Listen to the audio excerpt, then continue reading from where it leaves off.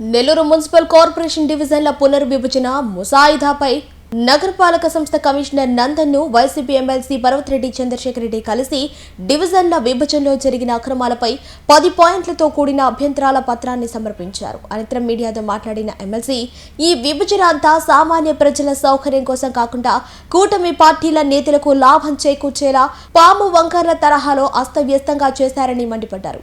Municipal శాఖ మంత్రి నారాయణ కనుసన్నల్లోనే అధికారులను పావులుగా వాడుకుంటూ ఈ నియంతృత్వ ముసాయిదాను తయారు చేశారని ఆరోపించారు. ఏకపక్షంగా ముందుకు వెళ్తే హైకోర్టును ఆశ్రయిస్తామని హెచ్చరించారు.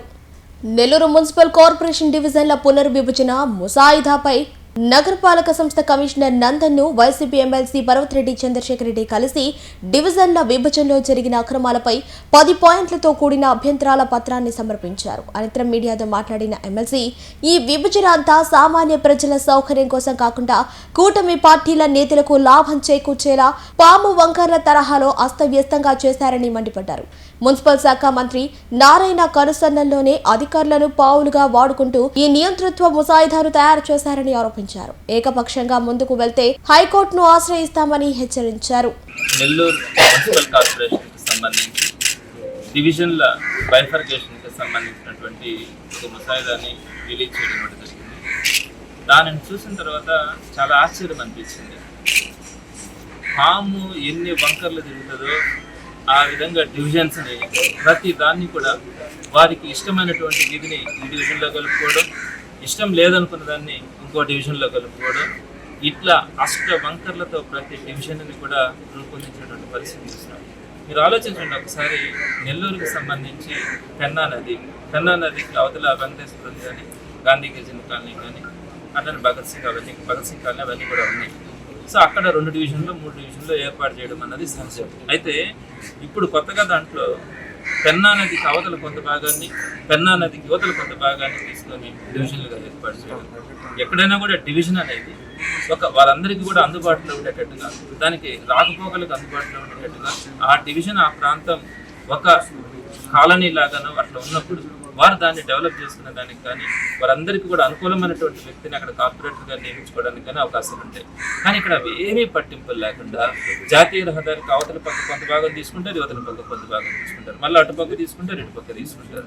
ఇంకా ఘోరంగా చెప్పాలంటే 16వ డివిజన్లో అంటే అక్కడ ఒక కమ్యూనిటీ ఉంటే ఆ కమ్యూనిటీ ఓట్లన్నీ ఒక దగ్గర వేస్తారని దాన్ని 2 ముక్కలు చేసి ఒక ముక్కను తీసుకెళ్లి 13లో కలిపారు. మళ్ళీ 13లో వాళ్ళందరూ కూడా మళ్ళీ ఇంకొక విధంగా ఉంటారని అక్కడ ఉండే ఒక ముక్కను తీసుకొచ్చి మళ్ళీ 16లో కలిపారు.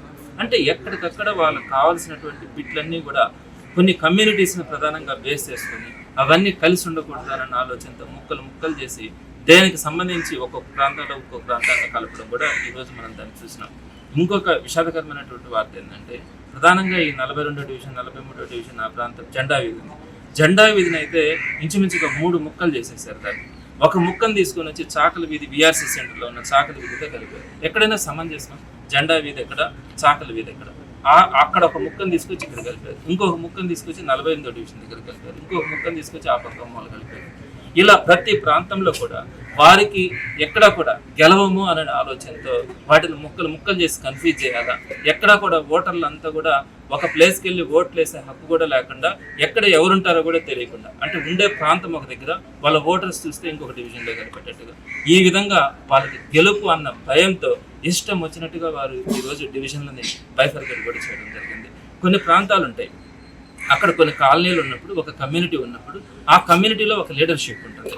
ఆ కమ్యూనిటీని ముక్కలు చేసేసి ప్రతి దాన్ని కూడా ఇంకొక దగ్గర కలిపినప్పుడు వారందరూ కూడా కలిసి వారి ప్రాంతాన్ని డెవలప్ చేసుకోవడానికి అక్కడ ఉన్నటువంటి స్థానికంగా ఉండే ఒక లీడర్ని ఎన్నుకోవడం కానీ, ఆ లీడర్ ద్వారా ఆ కాలనీ కానీ ఆ ప్రాంత అభివృద్ధి కానీ చేసుకునే అవకాశాలు లేకుండా ప్రతి దాన్ని కూడా ప్రజాస్వామ్యం అంటే అందరికి కూడా సమాన హక్కులు ఉంటాయి, అందరి దగ్గర కూడా ఒక లీడర్షిప్ ఉంటుంది. వారందరూ కూడా అక్కడ ఉన్నటువంటి ప్రాంతాలను అభివృద్ధి చేసుకోవాల్సినటువంటి పరిస్థితుల్లో నియంతృత్వంగా ఏకపక్షంగా తయారు చేయాలన్న ఆలోచనతో ఇక్కడ ఉన్నటువంటి మంత్రి నారాయణ గారు, ఆయన అంటే మున్సిపల్ అర్బన్ డెవలప్మెంట్ మినిస్టర్ కాబట్టి ఆయన కన్సర్న్లోనే ఇదంతా కూడా జరిగింది. మీకు అందరూ కూడా ఇంకోటి కూడా చూడాలి, ఈ బైఫర్కేషన్కి సంబంధించి ఒక SOP అన్నది రావాలి. అంటే జియో ఇచ్చేటప్పుడు ఒక SOP అంటే ఒక ప్రొసీజర్ అన్నది అక్కడ వాళ్ళు మెన్షన్ చేయాల్సి వస్తుంది. ఈ ప్రాతిపదికన, ఈ ఓట్ల ప్రాతిపదికన ఈ విధంగా మనం దీన్ని బైఫర్కేట్ చేయాలనే ప్రాతిపదిక ఒకటి పెట్టుకోవాల్సి వస్తుంది. కానీ జియోలో ఎక్కడా కూడా SOP అన్నది లేకుండా వీరి ఇష్టారాజ్యానికి వదిలేసిన దానివల్ల వీళ్ళు ఏం చెప్తే అది మంత్రి గారు కానీ అక్కడ స్థానికంగా ఉన్న నాయకులు కానీ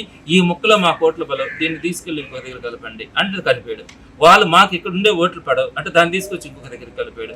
ఈ విధంగా ఇష్టారాజ్యంగా వీరు చేసినటువంటి ఈరోజు కూటమి ప్రభుత్వంలో ఉన్నటువంటి నాయకులు కానీ అక్కడ సమీపంగా ఉన్నటువంటి ఆ ప్రాంతాల్లో ఉన్నటువంటి నాయకులు చెప్పింది విధంగా ఈరోజు అధికారులు అందరూ కూడా ఈ బైఫర్కేషన్ ప్రకారం లోకల్ బాడీ ఎలక్షన్స్ అన్నప్పుడు ఆ లోకల్ బాడీస్లో అక్కడ ఉన్నటువంటి సామాజికంగా కానీ వారందరికీ కూడా మనము అవకాశాలు ఇవ్వాల్సిన పరిస్థితుల్లో ఈ రోజు ఈ విధంగా చిందర వందర చేయడాన్ని మేము ప్రశ్నిస్తా ఉన్నాం.